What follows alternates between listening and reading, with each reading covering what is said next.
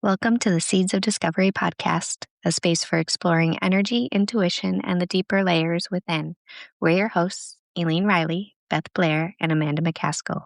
Together, we guide conversations around Reiki, spirituality, astrology, and the subtle patterns that shape our lives, not as something to fix, but as something to witness, understand, and work in relationship with.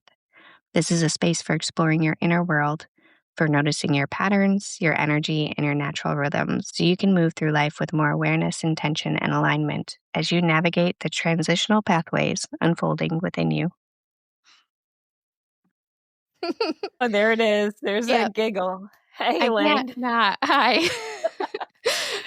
Oh, my goodness. Mm-hmm. All right. Well, let's see how we do with this topic. As a recovering, not fully recovered control freak, let's talk about control. I mean, I'm talking about myself, not about you, but you might have control issues too. I might, just a little bit. But one of the reasons we picked this topic is because I feel like it's so important in energy work, that control issue, because control restricts energy. Yes. And we've done so much work and admitted how controlling we are. Yeah. And how we're still working on it. It's a work in practice. Even before this, right before we hit record, I'm like, I want to talk about what we're talking about. I want to control what we're going to talk about. I want to control the narrative here. So these are our talking points. Yes. Okay. And then I think you even said, I don't know if we have enough to talk about. I'm like, are you kidding me? In my head, right. I'm going, seriously? Yeah. Two Capricorns don't have enough to talk about control issues? Are you kidding? Yeah, no. We could talk for days and days and whole workshop probably on this. Okay, so you gave a great visual. I'm going to set this up. Okay. For our listeners. In the pre-record, you told me a story. We were just catching up here, and you told me a great story. And this is actually a beautiful visual of someone working with control issues and being patient and letting the thing happen. Yeah. Okay? So take it away, Elaine, and tell the story about what happened. Okay. I promise this is relevant. It is. It totally is relevant. It is. Okay, so for those of you that don't know, I have chickens, and they're fairly new chickens, only a few months old, and we have them out in the coop, and today was the first day that one got out of the coop. I love it because they rush the door when I come to see them, and I knew one of these days one was going to sneak out, and it did. It slipped right out as I opened the door. So I'm out there by myself. Chicken is out of the coop. Dog is out in the yard. And I am panicking a little bit. Okay, so pause there. Pause there. So the panic kind of took you out of the element of our last podcast, which was about peace. Oh, yes. Were you peaceful? Were you Absolutely peaceful? Not. No. But I was also out trying to connect into what the smartest thing would be. Because usually, I would say probably 2-3 years ago, I would have really panicked. I would have set myself off. I would have been running around like a chicken with my hat, head cut off. But I pause, and I realize the chicken isn't going anywhere. The chicken is panicked too and is trying to get back in the coop, but the door is shut. The dog is being good, which she has prey drive. So the chicken's not running. The dog is still. I'm like, first things first, we get the dog back inside. So, good job. Yeah, chicken's fine. Get the dog back inside. And now to take care of the chicken. So, okay, but you did phone a friend, so to speak, but you didn't get backup. No, he was on a work call, my husband inside. So I was by myself outside trying to catch this chicken. I know. Laughing about it now.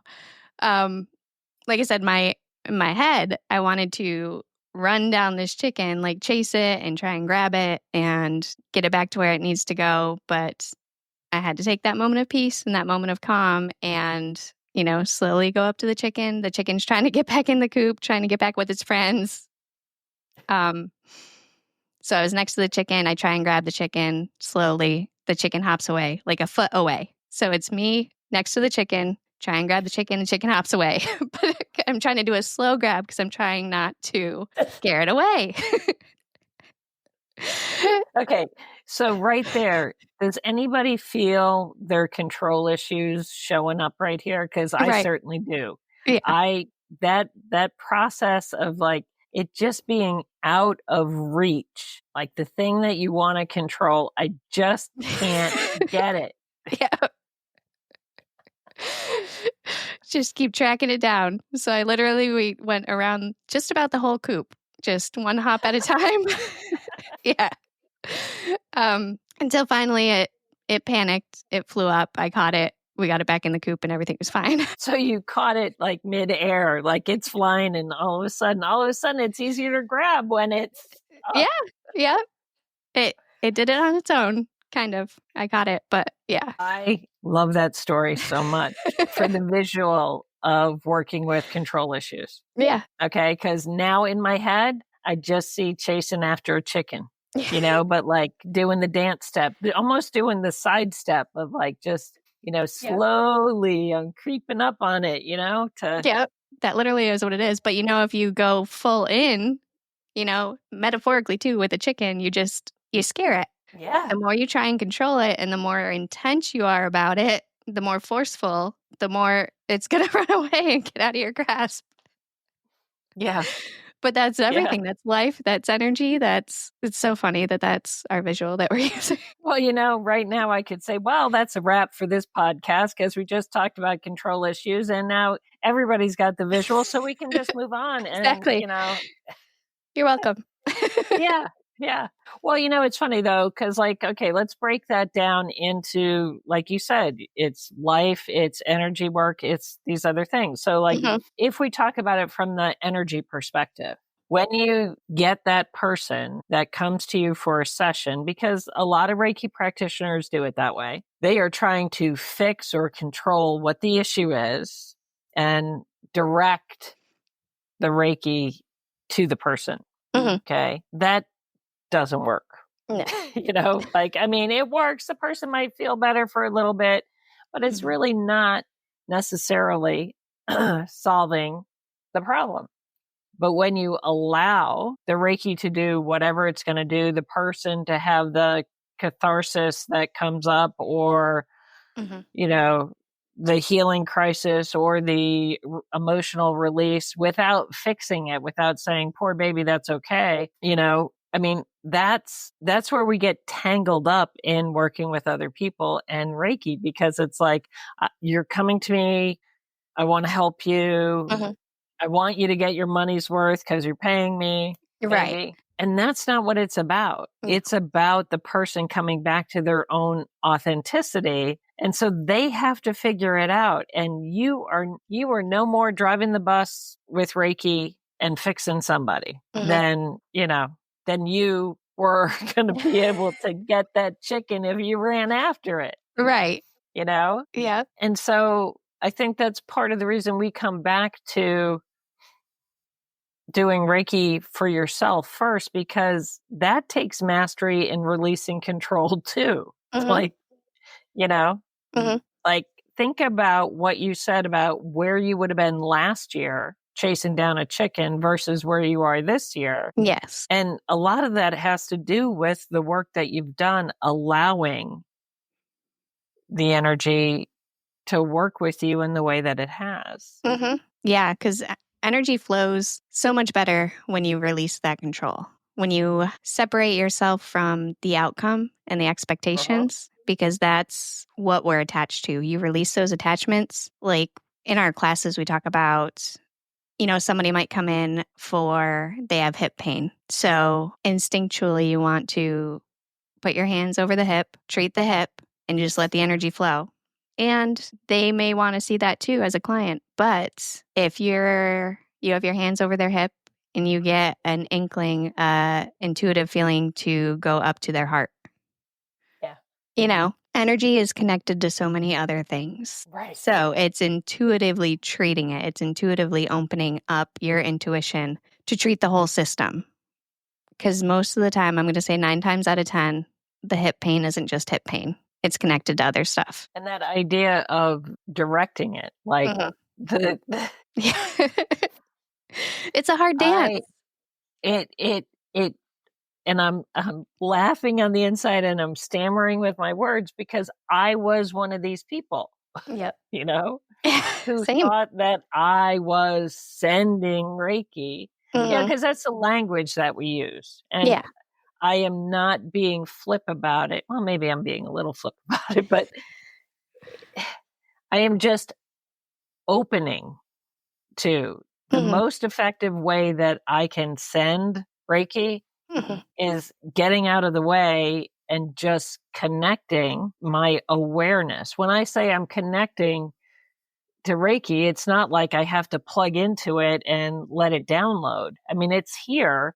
I'm connecting my awareness because it doesn't leave me like, oh, hey, we got an appointment at 1:30, so I'll be back after lunch and, we'll get together, Beth, and we'll take care of that situation for you. No, that is not how Reiki works. No. Reiki is like everywhere. It's me that has to connect my awareness, my intention, and my authenticity to get the heck out of the way of the energy to do what the energy is going to do. So I'm sorry, I'm still seeing chickens. It was funny. I wish I would have had it recorded. Oh, I so wish you would have had it recorded because I could have gotten a lot of miles out of that one. Oh, yeah. And the whole time I'm like, don't scare it. Don't scare it.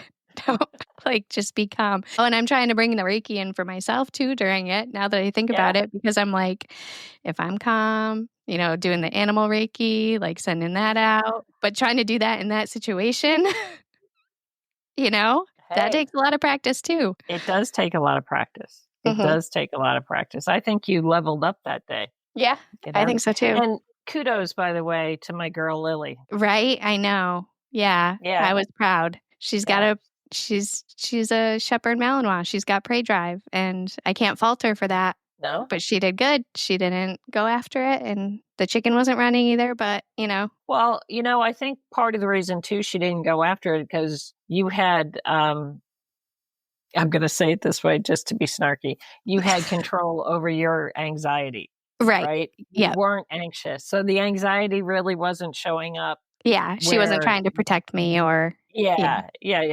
So, it really was. It was what's an exercise in my being, what's the word? Just honoring my own energy and being in control of my own energy. And, that's the other thing about control. That's the only thing that you have control over. And even then you don't even have that much control, but that's the only thing that you can really take care of fully is yourself and your own energy. Exactly. I couldn't take care of the chicken's energy or Lily's energy. Well, because it becomes in concert, you're going along doing great when you're doing your own practice, maybe, and you're in your own bubble, in your own lane. I'm doing my meditation, I'm doing my self Reiki, and then I go out to the yard and a chicken gets out and the dog is there. And okay, now what? Now my calm, my peace that we talked about in the last episode is totally out the window. Yeah. And the only thing I can do is fall into the flow of the situation and do this little dance until everyone's energy aligns. Because you weren't in sync, you were working on it. Yeah. You were in sync with Lily. You got Lily in the house in an easy swoop, right? Yeah. The chicken, not so much, a couple months in, you guys are still doing your dance and they're chickens, I mean, so the visual of you finally, the beauty to me, I'll say it this way. The beauty to me is when you stepped into flow with the chicken is when the chicken took flight and you caught the chicken in the air. Yeah. That is beautiful because it's synchronistic. It's there's a word. See, it's just, but it's that rhythm. You were in perfect rhythm and you just allowed it to happen and caught the chicken. Okay. Yeah. So the tough stuff about control issues. Controlling people will tell you that they don't have control issues. Yes, absolutely. You know, it just has to be this way, okay? They did this to me, blah, blah, blah. I have said those things. Same. I have said those things. Yep. It's their fault. They weren't doing what they were supposed to do. Well, you know, like the chicken was just doing the chicken thing. Yeah. So acceptance is the first rule. And I love rules, you know, because I'm a control freak, of allowing myself to step out of that controlling mindset, accepting people where they are. Now, here's the tough thing. Just because I accept you where you are doesn't mean you are going to accept me where I am. So challenge, you know, that's one of those challenging places. And again, it's about being in the flow. If it doesn't line up, I am not going to be able to catch that chicken until it flies in the air, right? Again, accepting you where you are, we might not line up. We might not, and it's okay. Yeah, you can't force it. Perfect. You can't force it. I cannot make somebody accept me where I am. And that's usually where the issue with control, because I'm opinionated. I have my way of doing things, you know, and I know things. Like, see, that's the other thing.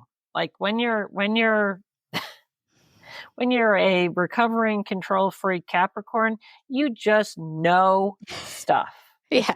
But you have to let people do the thing, even though you know it's not the right thing. Right. Yeah. You've got to let them do it. And in the spiritual community, like we are highly sensitive to feelings and people, and we see and we feel more than a lot of people do. But we don't have, what's the word? I want to say control, but that's not the word that wants to come in.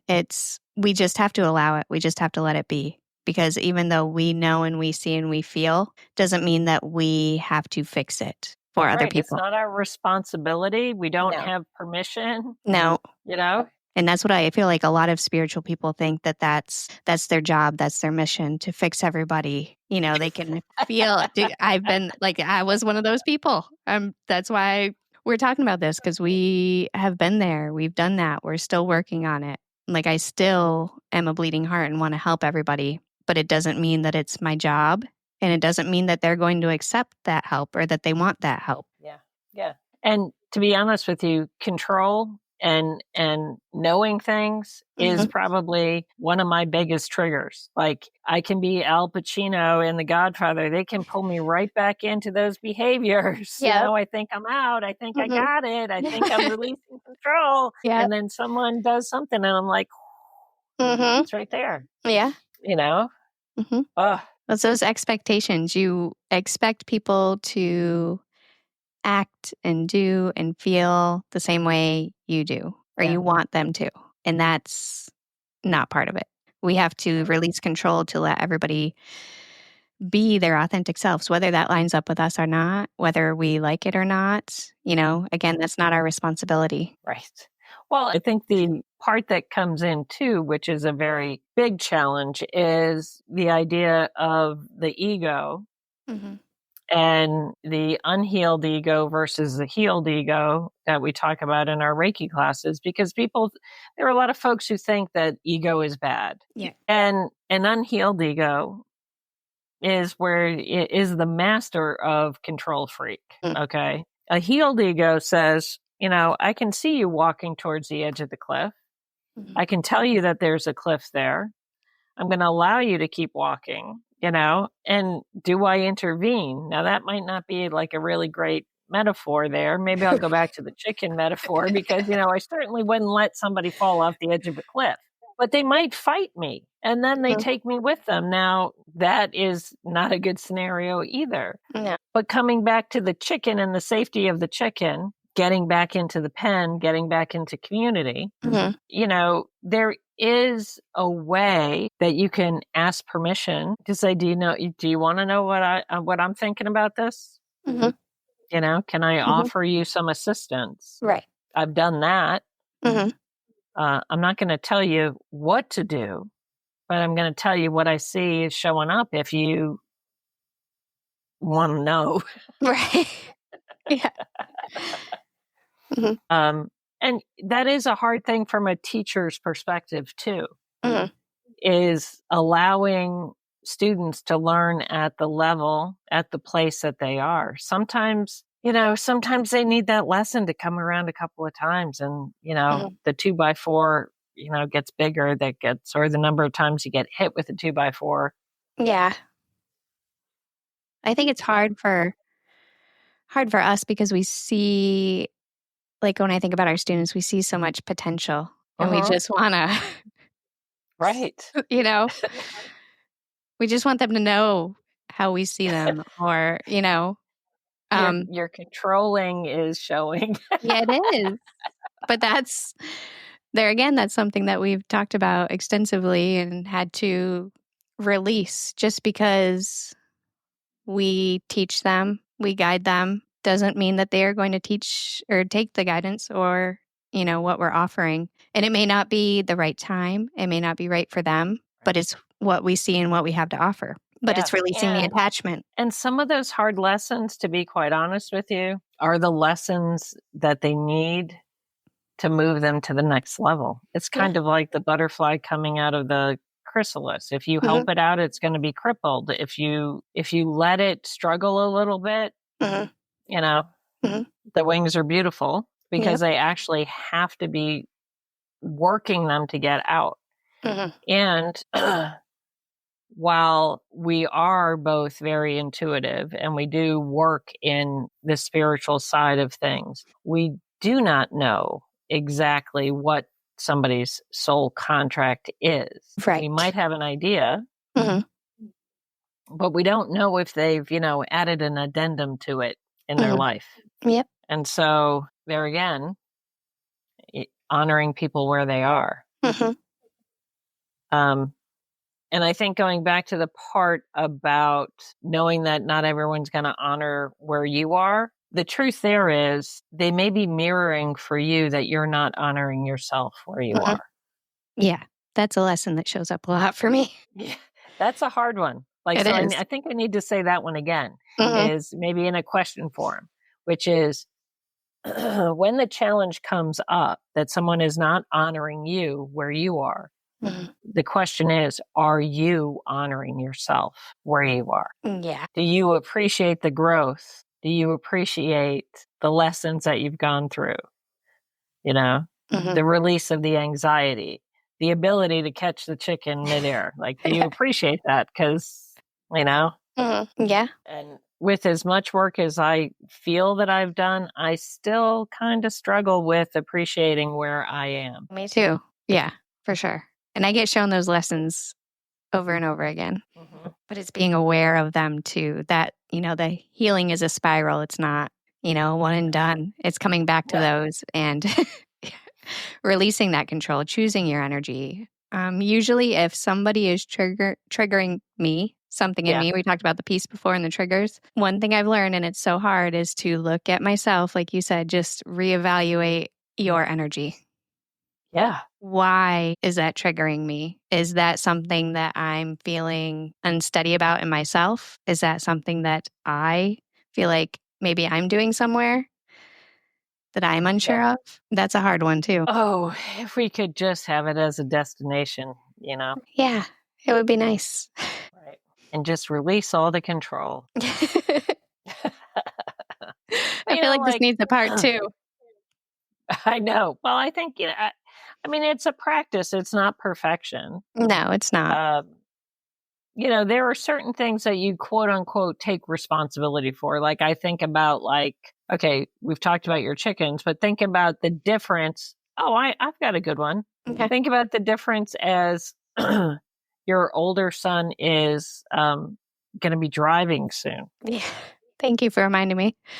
Yeah. Well, okay, but yeah. Yeah. So there are rules and limitations and things as you start the process to learn how to drive. You have your permit, you have to drive with somebody else. You have drive after 9 if they still do that kind of thing, like limited license and stuff like that, limited number of people that can be in the car. All these things are control structures for safety.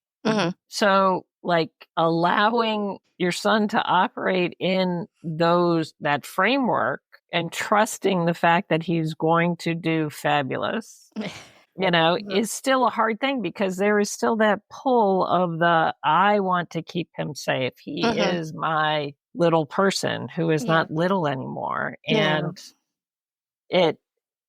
I'm sorry, I'm looking at your face and you're like, ah. Thank you for bringing all this up. It's great. But no. But I mean, but those are like, it's absolutely relevant, because it is. I know you're going to make me cry. No, but it is. It's bringing it back to the trust. It's the trusting that I have given him what he needs. It's trusting that the universe and however things work out are working out for how they're supposed to work out. Right. And that's hard, but... Oh, it totally is. Yeah. Totally is. Oh, goodness sakes. We're going to put some Reiki on that one, because, Thank you. I'll make an appointment. I'll make an appointment with Reiki to sit with you for, For 1:30. Yeah, for 1:30. I mean, and I don't mean that to sound as flip as it does, but I kind of do. Like, because that is this idea that it's, like Reiki's just waiting in the wings. Kind of like sometimes I think we look at like our guides and our angels as just like sitting there watching over us, got nothing better to do than worry about, am I going to take the wrong turn on the bypass? Am I going to... Like being on call. It's not like being on call. Well, okay, so idea for another podcast would be like working with the spirit guides, and I'm getting chills, developing a relationship with them. Because it's not just like a call button. It's not. And that's part of the trust too, is trusting your intuition, connect to their guidance, and how that works too. Well, and I think that you have to develop a relationship with Reiki. Like I feel the same way about the guides and angels and ascended masters and brothers and sisters of the light as I do about Reiki overall, is that you have to develop a relationship with it, because it is a consciousness. It is divine consciousness. And it is constant. And it is a relationship. It is a relationship. Absolutely. Just like a human relationship, the more, when you first meet somebody, you don't trust them. Right. The more you work with them, the more you talk to them, the more you, interact with them, the stronger the trust gets. The same with Reiki. Okay, I'm not so sure about that for me. No, just kidding. I have trust issues. Trust or distrust. Yeah, but... the more you distrust them, I don't know. No, just kidding. Yes, you're absolutely right. You're absolutely right. You develop.